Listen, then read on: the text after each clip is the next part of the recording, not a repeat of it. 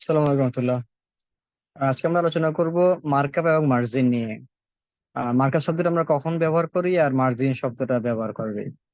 আজ দেখেন যে কস্টের সাথে যখন আমরা লাভের যে অংশটা আছে সেটা যখন আমরা যোগ করি তখন আমরা বলি যে কি যে আমরা মার্কআপ অ্যাড করলাম এবং মার্কআপ অ্যাড করে আমরা সেল প্রাইস নির্ধারণ করলাম।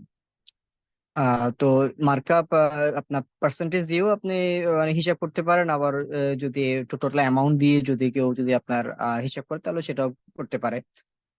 তবে এট দ্য এন্ডে আমরা যেটা বুঝবো সেটা হচ্ছে আসলে যে কস্টের উপরেই আসলে মার্কআপটাকে ধরা হয় এবং মার্কআপ ধরার পরে তারপর আমরা সেল প্রাইসটা কত সেটা আমরা বুঝতে পারি। তো যদি পার্সেন্টেজ হিসেবে বের করতে চান তাহলে দেখেন যে এখানের মধ্যে আপনার গ্রস প্রফিট যেটা ৩,৮৮৭, এক্সাম্পল অনুযায়ী ৩,৮৮৭ ভাগ যদি আমরা কস্টিং যেটা কস্ট অফ গুডস সোল্ড এবং ওভারহেড যেটা আছে সেটাকে দিয়ে ভাগ করি, এবং 100 দিয়ে গুণ করলে পার্সেন্টেজটা বের হয়ে যাবে।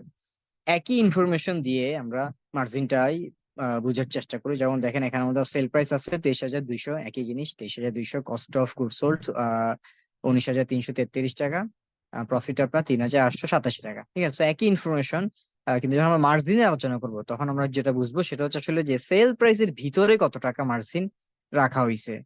দেখুন যে আপনার আমরা সেল প্রাইস থেকে যদি কস্ট অফ গুডস সোল্ডটা বাদ দিই তাহলে আমরা প্রফিট পাই, এবং সেল প্রাইস এর ভিতরে কস্টিংটাকে মানে সেল প্রাইসের ভিতরে যে প্রফিটটা আছে সেটা কত পার্সেন্ট এটা জানার জন্য আমরা কি করব, gross profit divide by sales price into 100 দিলে আমরা মার্জিনটা পেয়ে যাব। তো অলওয়েজ মার্জিন অলওয়েজ কি হবে, আপনার মানে অ্যামাউন্ট একটাই দুইটা জায়গাতেই।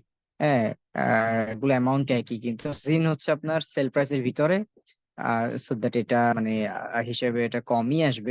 আর মার্কআপটা হচ্ছে আপনার আর কস্টিং এর পরে, হ্যাঁ সেটা একটু বেশি আসবে। ধন্যবাদ।